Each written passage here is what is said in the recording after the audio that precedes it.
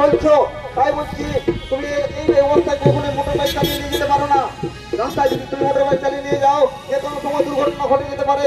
তাই বলছি তুমি এখানে দাঁড়াও, বাড়ি থেকে লোক ডাকিয়ে নিয়ে এসো, তারপর তোমাকে আমি ছেড়ে দেবো, কেমন?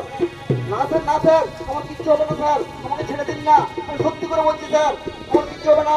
আমি যদি না পৌঁছাই আমার ভাইয়ের বিয়ে বন্ধ হয়ে যাবে স্যার, আমাকে ছেড়ে দিন স্যার। কিন্তু তোমার ভাইয়ের বিয়ে বাড়ি দেয়, তাই তোমাকে আমি ছেড়ে দিচ্ছি, নাহলে তোমাকে হয়তো আটকে রাখতাম। না স্যার, আমাকে একদম আটকে রাখবেন না স্যার, আমার বিয়ে বাড়ি ভাইয়ের বিয়ে বন্ধ হয়ে যাবে স্যার।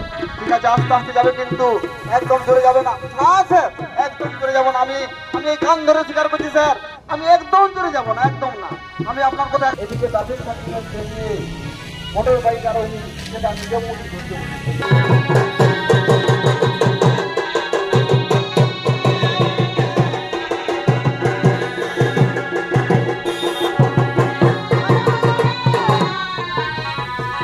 ধরতে বাবুরা। আরে পুলিশের চোখে কিভাবে ধুলে দিতে হয় আমাদের জানা আছে।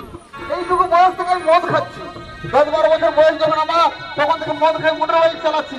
বাবার কাছ থেকে মোটর বাইকটা কিনে নিয়েছি, বাবা আমাকে কিনে দিয়েছে, আর আমাকে বলে কিনা মদ খেয়ে গাড়ি চালানো যাবে না। কই, আমার তো এখন কিছু হয়নি। আরে আমার ওটা পুলিশের কথা শুনলে হয়? পুলিশের কাছে এরকম করতেই হবে, নাহলে বাঁচা যাবে না, আমাকে তো এখানে ধরে আটকে দিত।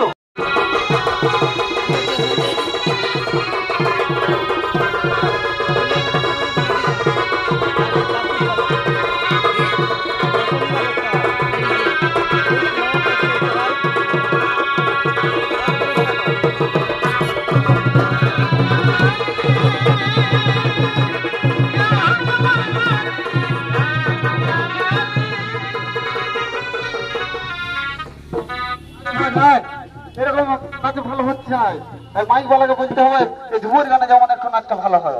তাহলে আমরা বিয়ে বাড়ি, আমাদের দাদার বিয়ে, তাই আমাদের আনন্দের দিনে আমরা একটু ফুর্তি করে নিই, কেমন? ঠিক আছে, নিলে ঝুমুর গানে একটু নাচে যায়।